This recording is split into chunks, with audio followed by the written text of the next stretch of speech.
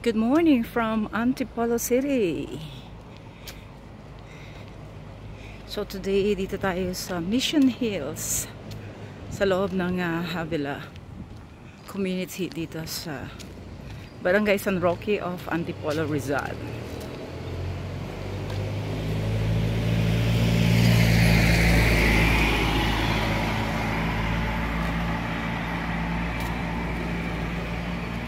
This is one of the high-end community here in our city.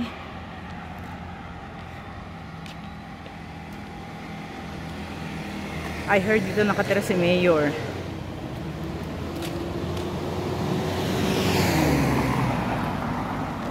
Napakaganda ng location ito kasi this is connecting sa lahat ng major towns and municipalities ng Rizal. Like Angono, Taytay, Binangonan, and may shortcut dito going to Manila. So napaka-strategic ng kanyang location.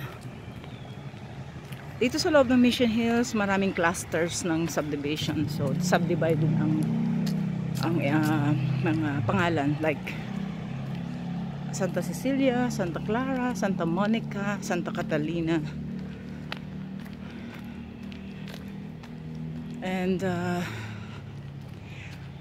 another one is that bawal ang public vehicle dito or public utility vehicles, kaya you are free to jog and to walk around.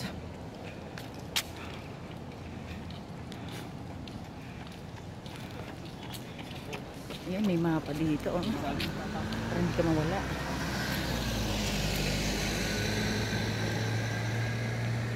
Ang mga bahay dito ay nakakalula.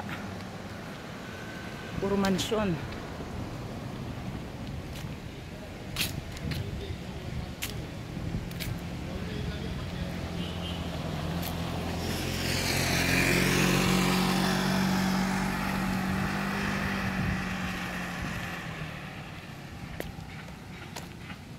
Sarap tumira dito.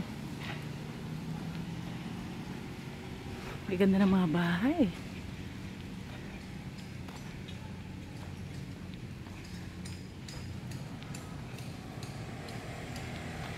Ang dami pang mga bakanting lupa. Baka gusto niyo bumili, punta lang po kayo sa office ng Philinvest. Marami ho silang mga agent na pwedeng mag-assist sa inyo.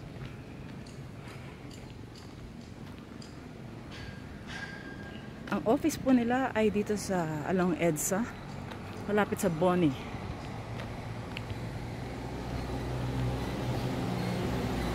Lalaki ng mga bahay. Panggaganda ng mga puno. I think itong mga punong ito is planted, oh my god, long time ago, like maybe 2000, year 2000. Acacia trees, I think, itong mga punong ito. Nakaikot ito sa buong subdivision ng Havila.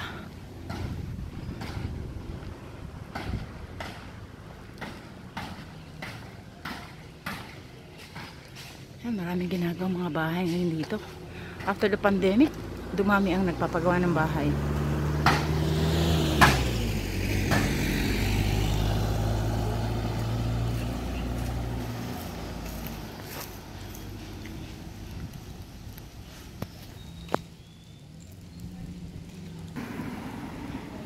Napakarami nagpapagawa ng bahay, kaliwat kanan. At ang lalaki, ha?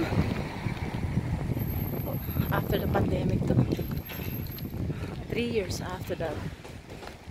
Mukhang lalong yung mayaman ng mga Pilipino. Okay. Yung location ng property ko dito sa Santa Catalina, dito ang daan. Ang lakad ko today is magbabayad ng utang sa homeowners dahil napabayaan ko ang aking dues, monthly dues. So by the way po, kahit lupa lang ang property dito, well, medyo mababa compare sa may bahay na, Hindi ko lang alam na ngayon magkano per square meter. Iba yung rate ng homeowners dues sa lupa at iba rin yung may bahay. Yan, Santa Barbara pala dito.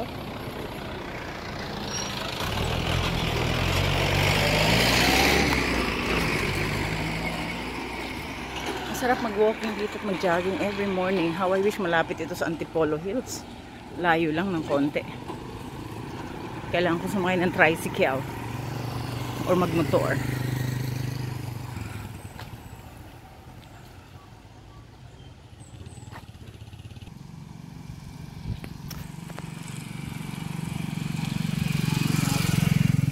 So ito yung aming clubhouse. Obviously, dahil mayayaman ang mga nakatira dito, wala silang time to enjoy the facilities.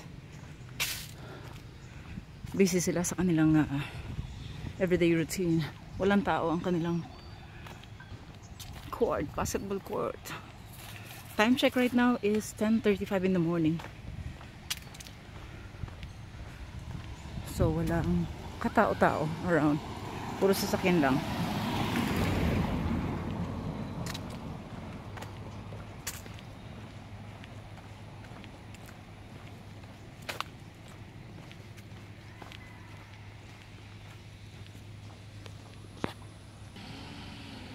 Right, ito yung aming clubhouse.